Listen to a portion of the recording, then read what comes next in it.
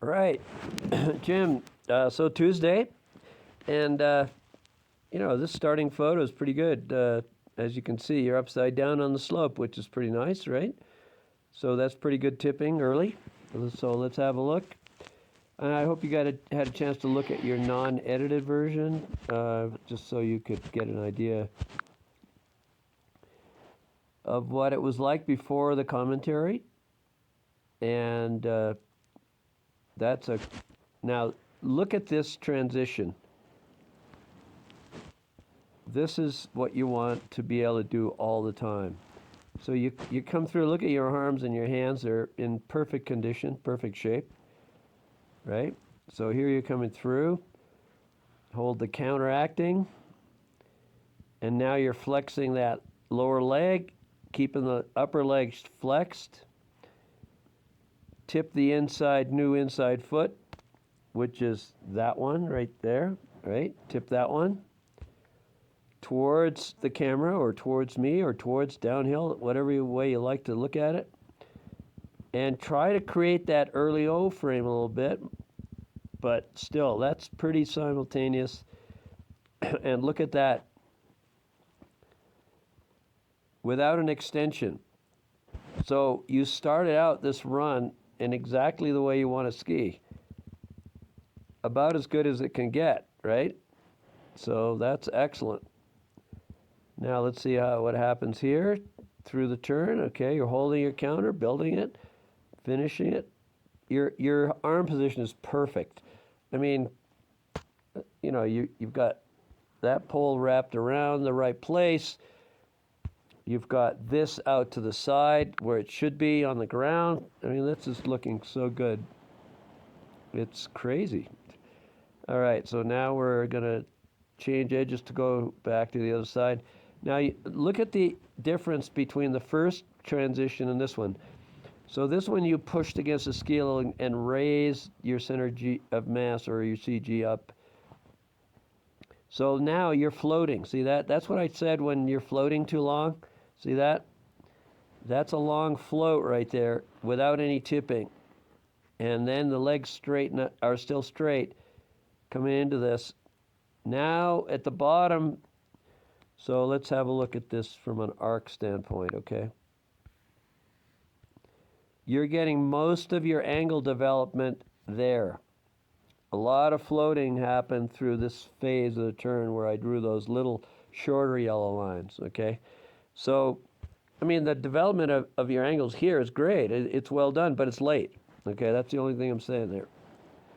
So, and because it's late, you have to put more angle in at the end, and you get a little bit of drift with the ski, but the thing you're doing so well now is you're holding your counter balance so much better than you used to do it. So this side, let's see how this side looks again. Is this the better side for tipping early? Yes, so far, and nicely done. Again, that uphill ski got a little aggressive on the angles and the twist. You can see the flare there, but a little bit out. You can see it right there. That ski got away from you just a little bit, and it didn't on the previous one. So the difference is you're have a little bit less counteracting at this point in the turn than you did in the previous turn. And that's that weight that I'm talking to you about to feel heavy on the tail. So when the tail does this, the tail does not feel heavy. It feels light, and it's brushing away from you. And part of it may have been you were trying to make a quicker turns, so you had less time to develop angles, and the angles didn't come quick enough, and therefore the steering took over, basically, is what I'm saying. This is good here. Excellent. You caught up to it, but again, where is that in the arc? Try. You can see where that is in the arc if I draw it here. Okay, so you are here in the arc, and that's when you're getting your angles. Up here it didn't quite happen. That's where the drift happened, higher up. So the tails got away from you a little bit there. The tail of that outside ski. All right, so here we go through the turn again. Let's have a, and there's an extension again. See that one? Take a look at that compared to when you didn't. So when you didn't extend, you bent this leg up, you kept this one bent down, stayed bent, in other words. And then when you watch this one, look at the extension right there. There's the up move. And, you know, your release and your tipping is late on that one. So that happened, you know, right about here. You know, your release is somewhere in there. You're almost pointed straight down the hill, right? So that's when you're picking up that foot. And, you know, you're picking up that foot now.